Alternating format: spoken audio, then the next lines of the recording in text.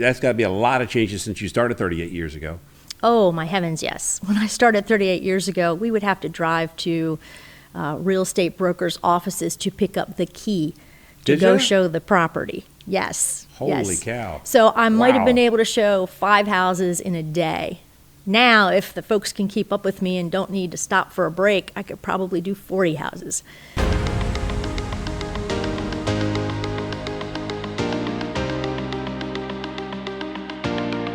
Welcome to another episode of the Bob Carr Show. This episode, we got Miss Lisa in the studio today. Say hello, Lisa. Hello, Lisa. How are you? I'm doing great. How are you? Doing great. How and what is going on in the real estate market? It's still pretty busy. We're starting to level out a little bit. A lot of the crazy bidding wars have subsided, but the values are up. The inventory is low, and basic law of economics, supply and demand, and we've got low supply and still high demand. So the inventory in Anne Arundel County is tight?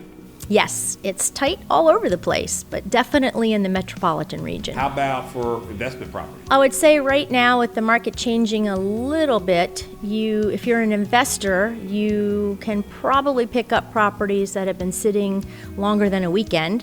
There are a handful of properties that are not necessarily move-in ready, don't show really well, that are sitting on the market 3-4 weeks, but it seems like a long time based on what we've recently experienced, which is 3 or 4 hours. But in general, a property in a normal, well-balanced market sits for a month to 2 months before it goes under contract. So you can tell that inventory is low because the days on the market is still low.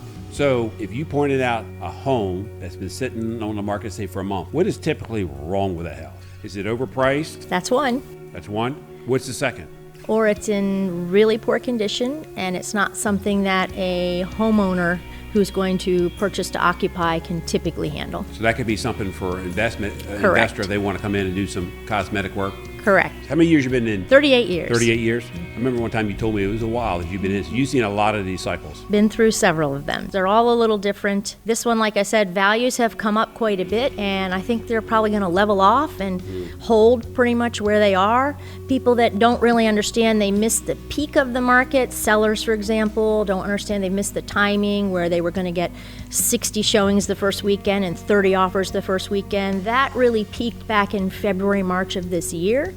But again, because there's low inventory on my listings, I'm still getting 1 or 2 or 3 offers if we price it right and it shows real well, and getting at or above list price on all of them. Are you? Mm-hmm. I won't get into specifics, but you and I went through a situation, and if you weren't as steady what you were doing for me, a lot of people wouldn't stay in that game, in that whole situation, for the length of time. Right. I mean, you have to have the right seller, right, the right buyer, the right financial, and the right realtor to work together as a team and weather that storm out.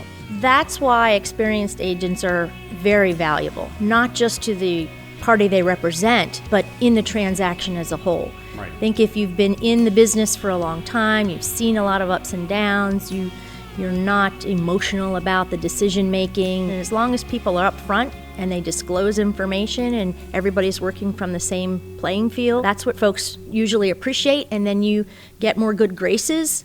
When things come up that are unexpected, people are more willing to work with you because you've been upfront from the beginning. My job is to keep the deal together, but still represent the client's best interest. I don't make the decisions. The client makes the decisions. Yeah, but you make a lot of things go for a lot of people. My job is to get the facts and the information and to present them in a calm demeanor with, real information and help the parties try to keep moving forward in the same direction until somebody says, nope, don't want to do that anymore. So what do you see in the future of real estate with the internet and social media? Consumers don't see this. There are a lot of third-party businesses and companies out there trying to get involved in the real estate world, and it's not super clear to people. For example, somebody will call me and say, I saw your listing on XYZ site, and the deal went to settlement 4 or 5 months ago. Unfortunately, there are a lot of internet sites out there trying to latch on to what we put out from our reputable sites where we have some data integrity and rules and guidelines that we're held to and refined if we don't put out the right information in a timely fashion.